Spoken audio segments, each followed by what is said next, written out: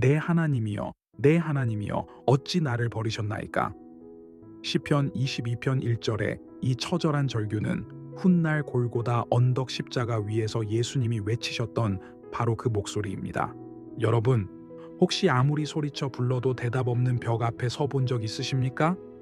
내가 믿었던 하나님이 내 고통 앞에서 침묵하실 때 우리는 육체의 아픔보다 더 큰 영혼의 단절감을 느낍니다. 하나님, 도대체 어디 계십니까? 왜 나만 이렇게 내버려 두십니까? 이 질문은 신앙이 없어서가 아니라 너무나 사랑하기에 터져 나오는 버림받은 자의 슬픈 영화이기도 합니다. 혼란한 세상 속 변치 않는 진리를 찾는 시간, 철학이 묻고 시편이 답하다의 다비드입니다. 오늘부터 2부에 걸쳐 우리는 시편 중의 시편 22편이라는 거대한 산을 오르려 합니다. 이 시편은 다윗의 고백이면서 동시에 예수 그리스도의 고난을 천년 전에 미리 보여준 놀라운 예언시입니다. 오늘은 그 첫 번째 시간으로 1절부터 21절까지의 말씀을 묵상합니다. 극한의 고통 속에서 나는 벌레요 사람이 아니라 라고 고백했던 다윗, 그리고 우리를 위해 친히 벌레 같은 형상이 되신 예수님의 십자가 사랑을 만나보려 합니다. 이 시간이 여러분의 아픔을 이해하시고 끌어안으시는 주님의 온기를 느끼는 치유의 시간이 되기를 소망하며 오늘의 성경 말씀 봉독하겠습니다. 내 하나님이여, 내 하나님이여, 어찌 나를 버리셨나이까? 어찌 나를 멀리하여 돕지 아니하시오며 내 신음소리를 듣지 아니하시나이까? 내 하나님이여, 내가 낮에도 부르짖고 밤에도 잠잠하지 아니하오나 응답하지 아니하시나이다. 이스라엘의 찬송 중에 계시는 주여, 주는 거룩하시니이다. 우리 조상들이 주께 의뢰하고 의뢰하였으므로 그들을 건지셨나이다. 그들이 주께 부르짖어 구원을 얻고 주께 의뢰하여 수치를 당하지 아니하였나이다. 나는 벌레요 사람이 아니라 사람의 비방거리요 백성의 조롱거리니이다. 나를 보는 자는 다 나를 비웃으며 입술을 비죽거리고 머리를 흔들며 말하되 그가 여호와께 의탁하니 구원하실 걸, 그를 기뻐하시니 건지실 걸 하나이다. 오직 주께서 나를 모태에서 나오게 하시고 내 어머니의 젖을 먹을 때에 의지하게 하셨나이다. 내가 날 때부터 주께 맡긴 바 되었고 모태에서 나올 때부터 주는 나의 하나님이 되셨나이다. 나를 멀리하지 마옵소서. 환난이 가까우나 도울 자 없나이다. 많은 황소가 나를 애워싸며 바산의 힘센 소들이 나를 둘러쌌으며 내게 그 입을 벌림이 찢으며 부르짖는 사자 같으니이다.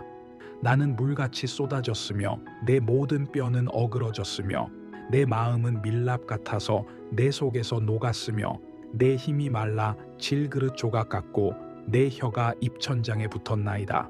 주께서 또 나를 죽음의 진토 속에 두셨나이다. 개들이 나를 애워쌌으며 악한 무리가 나를 둘러 내 수족을 찔렀나이다. 내가 내 모든 뼈를 셀 수 있나이다. 그들이 나를 주목하여 보고 내 겉옷을 나누며 속옷을 제비 뽑나이다. 여호와여 멀리하지 마옵소서. 나의 힘이시여 속히 나를 도우소서. 내 생명을 칼에서 건지시며 내 유일한 것을 개의 세력에서 구하소서. 나를 사자의 입에서 구하소서. 주께서 내게 응답하시고 들소의 뿔에서 구원하셨나이다. 아멘. 시편 22편 1부의 분위기는 마치 빛 한 점 없는 깊은 심해와도 같습니다. 다윗은 시작부터 엘리 엘리 라마 사박다니, 즉 나의 하나님 나의 하나님 어찌하여 나를 버리셨나이까 라고 울부짖습니다. 여기서 어찌하여라는 질문은 의심이나 불신앙이 아닙니다. 하나님을 나의 하나님이라고 두 번이나 부르며 매달리는 가장 치열하고 진솔한 기도의 언어입니다. 종교개혁자 마틴 루터는 이 구절을 묵상하며 며칠 동안 식음을 전폐했다고 합니다. 그러고는 이렇게 말했습니다. 하나님이 하나님을 버리시다니 이 신비를 누가 이해할 수 있겠는가? 성자 하나님이 성부 하나님께 버림받는 이 십자가의 고통은 인간의 이성으로는 도저히 측량할 수 없는 사랑의 깊이를 보여줍니다. 다윗이 느끼는 고통은 크게 세 가지입니다. 첫째는 하나님의 침묵입니다. 2절을 보십시오. 낮에도 부르짖고 밤에도 잠잠하지 아니하오나 응답하지 아니하시나이다. 차라리 매를 맞으면 낫겠는데 철저한 무관심과 침묵은 영혼을 말라 비틀어지게 합니다. 둘째는 사람들의 조롱입니다. 7절과 8절에 보면 사람들이 입술을 비죽거리고 머리를 흔들며 하나님이 너 좋아한다며 근데 왜 안 구해줘? 라고 비아냥거립니다. 몸이 아픈 것보다 더 견디기 힘든 것은 나의 믿음이 조롱당하는 수치심입니다. 셋째는 육체의 고통입니다. 14절부터 17절의 묘사는 너무나 생생해서 읽기조차 고통스럽습니다. 뼈가 어그러지고 마음이 밀랍처럼 녹고 혀가 입천장에 붙고 수족을 찔렀나이다. 이것은 다윗의 경험을 넘어 장차 예수님이 십자가에서 겪으실 탈수, 탈골, 그리고 못 박힘을 사진처럼 찍어낸 예언입니다. 그런데 사랑하는 여러분, 이 끔찍한 고통의 한복판에서 아주 기이하고도 아름다운 고백 하나가 툭 튀어나옵니다. 6절입니다.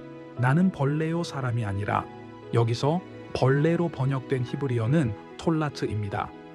이것은 우리가 흔히 아는 지렁이나 구더기가 아닙니다.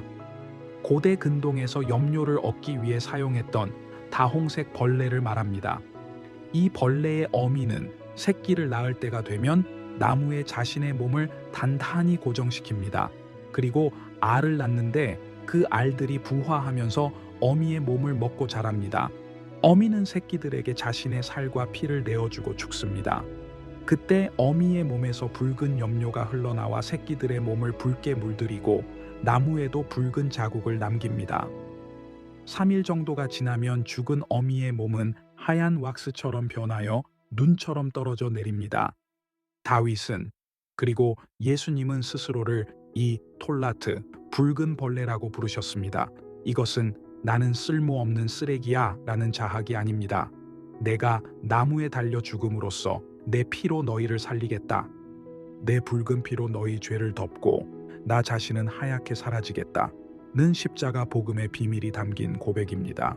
여러분이 지금 겪고 있는 고난이 마치 벌레처럼 짓밟히는 수치스러움입니까? 기억하십시오. 예수님도 벌레가 되셨습니다. 가장 높으신 분이 가장 낮은 벌레가 되신 이유는 벌레만도 못한 취급을 받으며 아파하는 여러분을 이해하시고 안으시고 살리시기 위함입니다.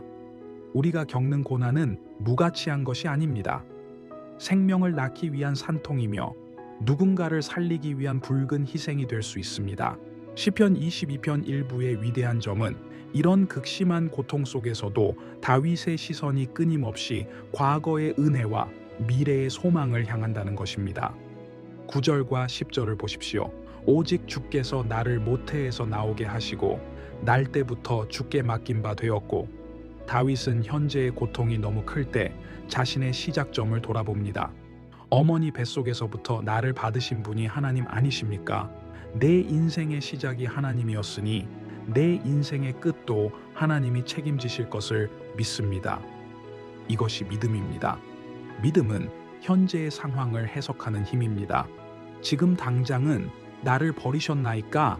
라고 외칠 만큼 힘들지만 과거에 베푸신 은혜의 기억을 끄집어내어 현재의 고난을 버텨내는 것입니다. 하나님은 어제나 오늘이나 영원토록 동일하십니다. 갓난아이 때 여러분을 지키신 하나님은 지금 고난의 밤을 지나는 여러분도 반드시 지키십니다. 11절의 기도는 짧지만 강력합니다.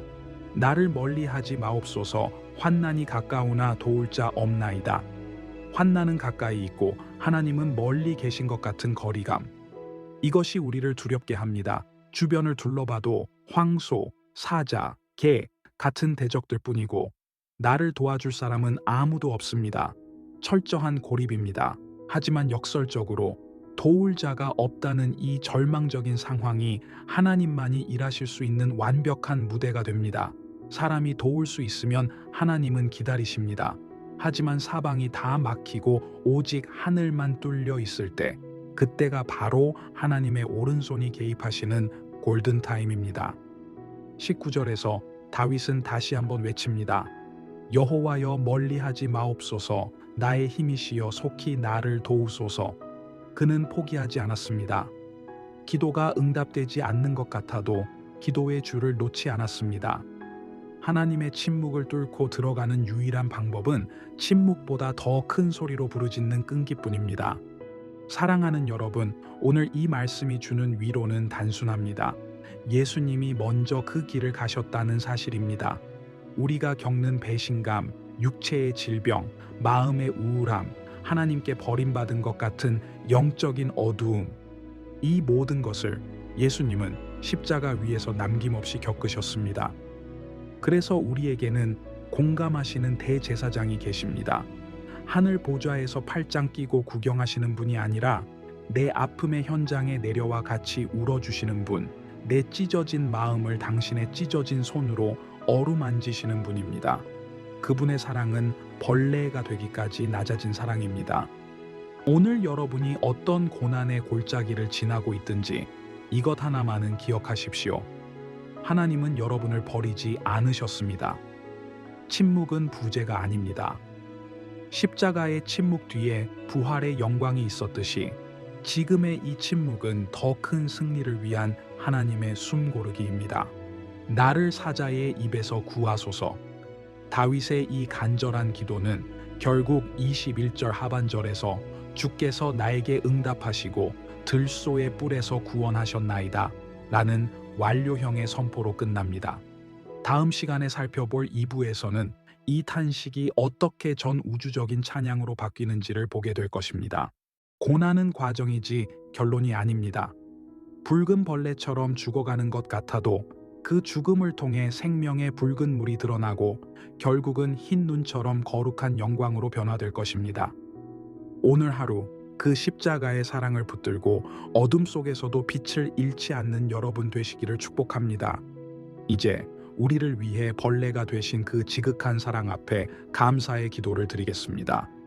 잠시 숙연한 마음으로 함께해 주십시오. 십자가의 사랑으로 우리를 살리신 하나님 아버지, 오늘 시편 22편의 말씀을 통해 다윗의 고난과 예수님의 십자가 고통을 마주합니다. 어찌하여 나를 버리셨나이까?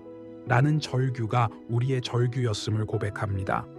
때로는 하나님의 침묵이 너무 길어 지치고 사방을 둘러싼 문제들 때문에 두려워 떨던 우리의 연약함을 주님 앞에 내어놓습니다. 주님, 우리를 위해 기꺼이 붉은 벌레가 되어주신 예수님의 사랑에 감사합니다. 나무에 달려 자신의 생명을 내어주고 자녀를 살리는 그 헌신적인 사랑이 있었기에 오늘 우리가 하나님의 자녀라 불리게 되었음을 믿습니다. 내가 벌레같이 초라하게 느껴질 때에도 나를 존귀하게 여기시는 주님의 시선을 기억하게 하옵소서. 모태에서부터 나를 지키신 하나님, 환난이 가까운 이때에 나를 멀리하지 마옵소서. 황소와 사자 같은 문제들이 나를 삼키려 할지라도 나의 유일한 힘이신 주님께서 속히 도우사 건져 주시옵소서. 사람들의 조롱과 비웃음 앞에서도 믿음을 잃지 않게 하시고 십자가 너머의 부활을 바라보며 끝까지 인내하게 하옵소서. 우리의 고난이 무의미한 고통으로 끝나지 않고 생명을 낳는 거룩한 산통이 되기를 원합니다. 침묵하시는 하나님을 신뢰하며 기도의 끈을 놓지 않는 믿음의 용사들 되게 하옵소서. 우리를 위해 물과 피를 쏟으신 예수 그리스도의 이름으로 기도드립니다. 아멘. 오늘 묵상을 통해 여러분의 고통이 주님의 사랑 안에서 해석되기를 바랍니다. 여러분은 혼자가 아닙니다. 주님이 함께 아파하고 계십니다. 저는 영상을 보시는 구독자 여러분을 위해 매일 새벽 기도하고 있습니다.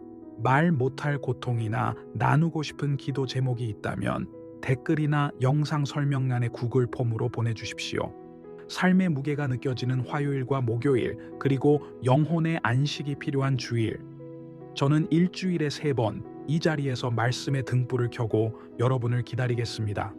다음 시간에는 시편 22편 2부, 빈궁한 자가 배불리 먹을 것이라는 말씀을 통해 고난을 통과한 자가 누리는 놀라운 회복과 세계적인 찬양을 나누겠습니다. 오늘의 묵상이 여러분을 십자가의 깊은 사랑으로 인도하는 위로가 되었기를 간절히 기원합니다. 여러분은 주님의 피로 사신 보배로운 존재입니다. 감사합니다. 아멘.